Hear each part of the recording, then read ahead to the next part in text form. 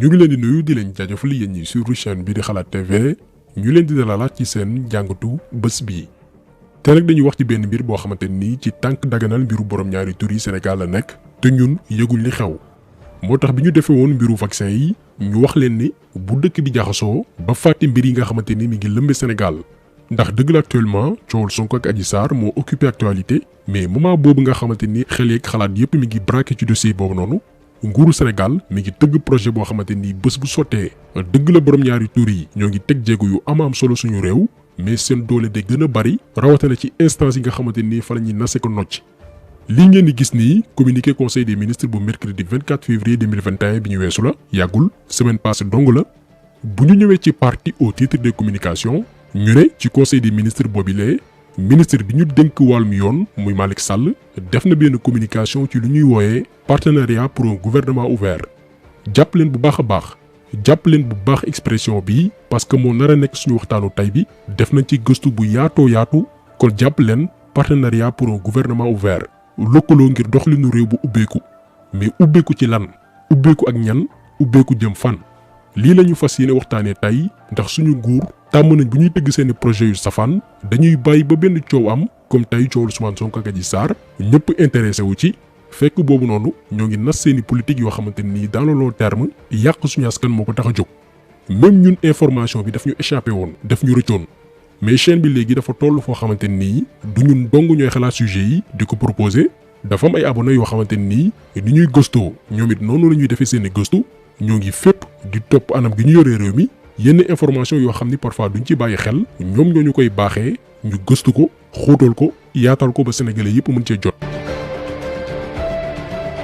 bu ñu jëlee projet bi Macky Sall bëgg a taxawal ànd ceeg ministre am bii di Malick Sall muy partenariat pour un gouvernement ouvert en anglais ñu koy wooyee Open Government Partnership benn programme boo xamante nii ñu ngi ko teg depuis 2011 ci initiative Hillary Clinton doonoon secrétaire général Barack Obama moom yaakaar naa ni taxawaayam ci dooleel góor jigéen umpul kenn. d'ailleurs moom Hillary Clinton nee na création wu Open Government Partnership bi nga xamante ni teg na ko muy partenariat pour un gouvernement ouvert mi ngi ko inspiré wu ci beneen organisation bu Barack Obama créé woon muy Open Government Initiative. projet bi niñ ko présenté macha allah dafa mucc ayib parce que dem nañ ci seen site web pour xool lan moo ko tax a jóg dëgg-dëgg mais niñ ko expliqué maanaam liñ lay wan ak li nekk ci biir ak a wuute parce que tubaab yi noonu la ñu yàgg naxee dañuy présenté ay politique yu rafet ci forme mais boo gëstoo li nekk ci biir loxo dar gémmiñ. ñoo ngi ci site bi actuellement lien bi mi ngi ci description vidéo bi nee nañ li tax a jug programme bi maanaam programme bi ministre bi nga xam ni mooy Malick Sall def communication ci conseil des ministres bu 24 février bi weesu te waxuñu ban genre communication la dañu ko nëbb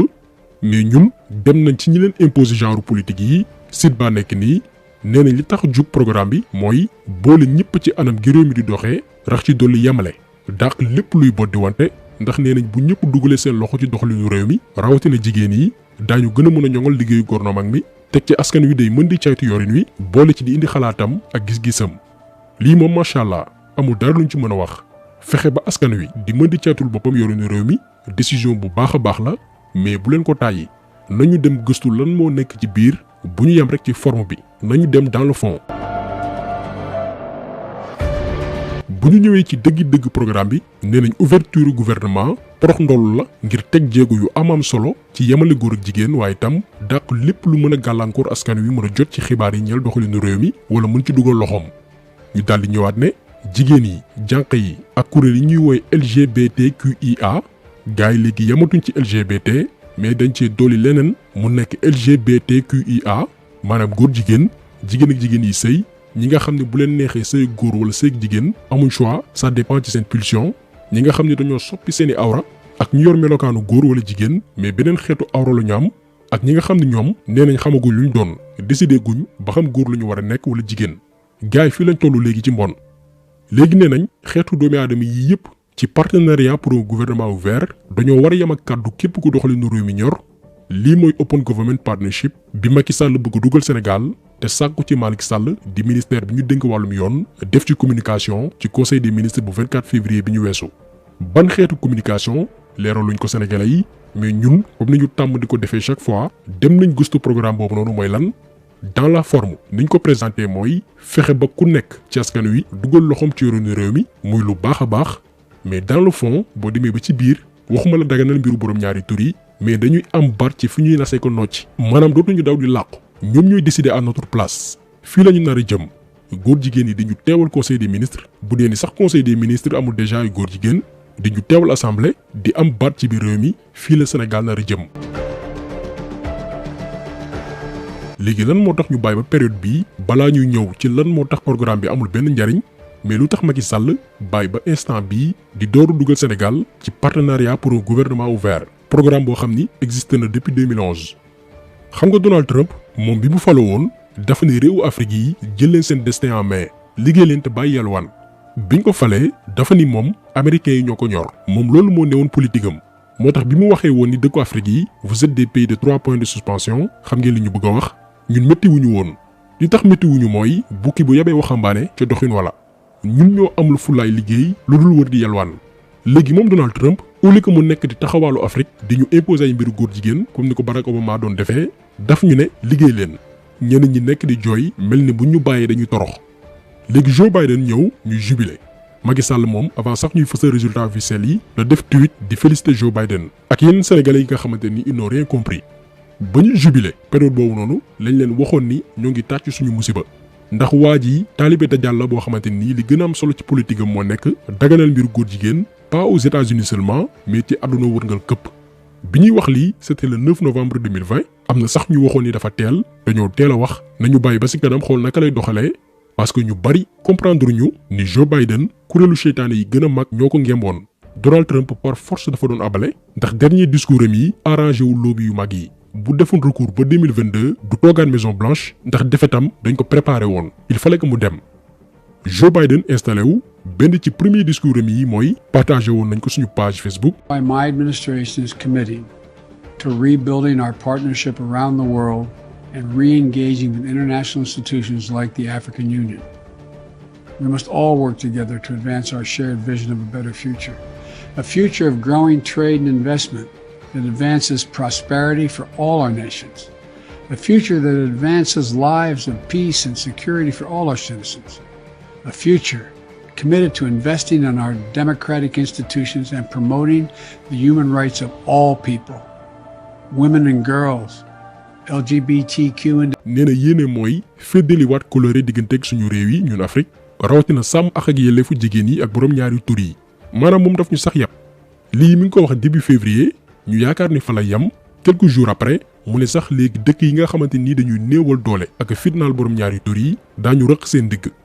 naka lañ leen di sanctionné mooy dootuñu leen dimbali ci wàllum koppar. léegi jogoy moom comme que àddunaam gépp yalwaan la après indépendance la juddu mais gëmul ni Sénégal mën nañ ko defar ak doomi réew mi ak suñuy valeur ak suñuy koom.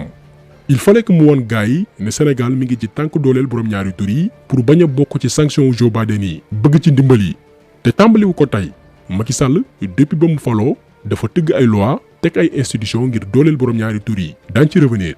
programme de partenariat pour un gouvernement ouvert jeexitalu benn processus bu yàgg la Sénégal mi ngi ci tànk dooleel góor jigéen ak jigéen yi sëy ak yeneen xeetu mbon donc il faut que ñu comprendre lan moo tax a jóg partenariat pour un gouvernement ouvert projet la ngir wan ñi ñuy wooye ay ponkal que Sénégal mi ngi góorgóorlu bu baax a baax ngir respecter droit wu borom ñaari tur yi ndax ba Ismaïla Madior Fall demee woon comité des droits de l'homme bu Nations Unies gars yi posé leen question ne leen fan ngeen toll ci mbiru góor jigéen yi ngir daganal ko seen réew Ismaïla Madior Fall waxul ni Sénégal da koy tere waxul yi itam ni duñ ko mës a nangu suñu réew dafa ni Sénégal terewul mbiru góor jigéen mais aussi pareeguñ ngir dépénaliser ko pareeguñ. Les droits des minorités sont pris en compte dans la Constitution et le Code pénal qui interdisent toute discrimination raciale, ethnique ou religieuse et toute propagande régionaliste pouvant porter atteinte à la sécurité intérieure de l'État. La loi n'interdit pas la liberté d'orientation sexuelle, mais plutôt les actes contre nature ou impudiques qui, de par leur publicité, s'assimilent à un outrage public à la pudeur. Au demeurant, le Sénégal est un pays tolérant, respectueux des droits humains, mais n'est pas encore prêt à légaliser l'homosexualité. donc ñoom lii moo mës a nekk seen discours mooy non seulement Sénégal aayewul mbiru borom ñaari tur yi mais aussi pareeguñ kañ la Sénégal di pare nag mooy bés bu ñu réussiré ba teg ay institutions yu am doole tëgg ay loi yoo xamante ni lépp li ko tax a jóg mooy sàmm ak aar mbiru góor jigéen yi te wax naa leen sànq gëni mbir yi tàmbalewul tey Macky Sall dafa falu indi wàllum genre yéen ñëpp xam ngeen luy genre mooy lépp lu ëmb jigéen góor jigéen jigéen ak jigéen yi sëy seen biir ñu dugal ko ci biir ministère de la femme de la famille et de l'enfance lii rek dafa significatif ndax jàpp nañ ni bu fekkee ni dañoo am ministère de la femme de la famille et de l'enfance mais lan la fa genre di wut kon genre bi góor jigéen ko tax a jóg ñu yaakaar ni fa la yem mu voté benn référendum dugal ci nouveau droit maanaam ak yelleef yu bees yoo xamante nii waxul yan droit la ak ñan lañ ko jagleel mais fekk boobu ñoo ngi waajal borom ñaari tur yi jox leen ay doole yu baree bari nga dem ci suñu code de la presse bu bees bi ci fin du mois de janvier bi ñu weesu la Macky Sall signé ñaari décret d'application pour wal leen ni gars yi ñoo ngi accélérer processus bi ngir dooleel borom ñaari tur yi mais ci code de la presse bu bees boobu noonu dañ ne ci article 18 taskatu xibaar bi ak képp kuy liggéey ci média dafa war a respecter bépp waaso wala diine doomi aadama bi rawatina jubluwaayam ci wàllum sëy gis ngeen gars yi ni ñuy cabaxalee mbir yi ci biir loi yi yow doo ci sax rendre compte code de la presse bu bees bi ñu war a appliquer Sénégal décret yi Macky Sall signé na ko ba noppi mbiru góor jigéen yaa ngi ci biir maanaam kenn amul droit ngaañe leen ci biir média yi te dégguñu benn taskatu xibaar wala patron de presse bu jël combat bi mëne ko ne du fi mës a am ñu yaakaar ni fa lay yem moom Macky Sall mu ne yéeyaay dafay tabax benn centre PMA biir hôpital Dalal Jàmm centre boo xamante nii dañ fay defaree doom ci ay laboratoire defoon nañ ci benn vidéo spéciale te waxuñu service boobu noonu ñen ñoo ko financé ak ñen ñoo ko tax a jóg ba tey leeragul tey nag ñu ngi dugal benn programme boo xam ni mooy nekk cerise sur le gâteau maanaam jox borom ñaari tur yi baat ba ñu nekk fi ñuy nasee ko noot ci fii la Sénégal nar a jëm ak Macky Sall. te ñun lan moo tax ànduñ ci programme bii nga xamante nii naxee mbaay la caytu yorinu réew mi taxu koo jóg Sénégal dafa am ay kuréel yu baree bari yoo xamante nii seetlu ak topp yorinu réew mi moo tax ñu samp ko. ñu leen di fay ay millions ki milliards pour ñuy auditer di def ay rapport di caytu marché yi OFNAC IGE ARMP Cour des comptes bu leen doon lim fii la ñuy fanaan këru liggéeyukaay yi sénégalais yi ñoo leen di fay ne leen dee leen ñu gëstul ni ñu yoree réew mi at bu yàlla sàkk ñuy bind ay rapport di jébal Macky Sall ak procureur ngir ñu topp ay ministres ak ay directeurs généraux yi nga xamante nii dañoo luubal ay millions ki milliards mais Macky Sall moo bañ ne du leen topp kon kii bu ñëwee tey indil ñu partenariat pour un gouvernement ouvert naan ñu ceetu doxalinu Sénégal ak jubal moo ko tax a jóg dañ ko naan yow bul ñu fontoo Macky Sall bum ñu yàpp en plus bu weesoo kuréel yi nga xamante ni limal nañ leen ko mais ngir représenter sénégalais yi ci doxalinu réew mi dañ fay teg li ñuy wooyee assemblée nationale. kon li ngeen woon maanaam mooy tas assemblée boobu noonu te xam ne amalul njariñ askan wi ndax bu ñu demee ba daan dañuy teg gouvernement ouvert ngir nee nañ ku nekk ci askan wi di gëstu yorin wi kon li muy signifié mooy assemblée dafa échoué. nañ ko tas xool beneen anam gi ñu tabbee député yi ngir sénégalais yi am de vrais représentants solution bi méttiwul kon nañu bàyyi di nax sénégalais yi ci ay programme partenariat pour un gouvernement ouvert borom ñaari tur yee ko tax a jóg. et puis sax ñun bu ñu bëggee doxal suñu réew soxlawuñ di copier ay modèles yoo xamante nii tëgguñu ko selon suñuy ngëm-ngëm ak suñuy aada. la fois passée bi ñu partagé woon comportement wu yenn député yi kenn ci abonné yi dafa def benn commentaire bu am solo. ne li lépp li ñu ko yóbbee mooy dañoo imposer ay institutions yoo xamante nii méngoowul ak ñun te effectivement wax na dëgg après indépendance dañoo dem copier li xew ci réew tubaab yi teg président boo xamante nii mooy bum di bumi justice ak loi yoo xamante ni tëgguñu ko mu méngoog suñuy ngëm-ngëm tey loi sénégalaise yi tënkul ci diine tënkul ci aada ay loi maçonnique la ñu am enseignement boo xamante nii méngoowul ak suñuy valeur du ñu yar li ñu war a def dëgg-dëgg mooy teg modèle de gouvernance boo xamante ni ñun lay doon mais pas topp tubaab yi nga xamante ni lenn rek mooy seen objectif mooy imposer ñu lépp loo xamante ni xeetu mbon la te bàyyi ko seen réew ñu topp seen ginnaaw rek ak président Ousmane ñàpp bii nga xamante ni amul fulla amul fayda amul personnalité amul caractère lu gaay wax rek mu ne waaw te du ci déggu ak benn sénégalais moo tax comme ni ñu tàmmoo di ko waxee rek xeex Macky Sall ci jaamu yàlla la bokk ndax chaque jour mu wan ñu ne kuréelu seytaane yi la fi nekkal moo tax yàlla sàmm Sénégal kon taxaw seetlu bi tey loolu woon ñu ngi leen di gërëm leen jaajëfal di leen di daje incha allah beneen yoon ci beneen jàngat jaa ngeen jëf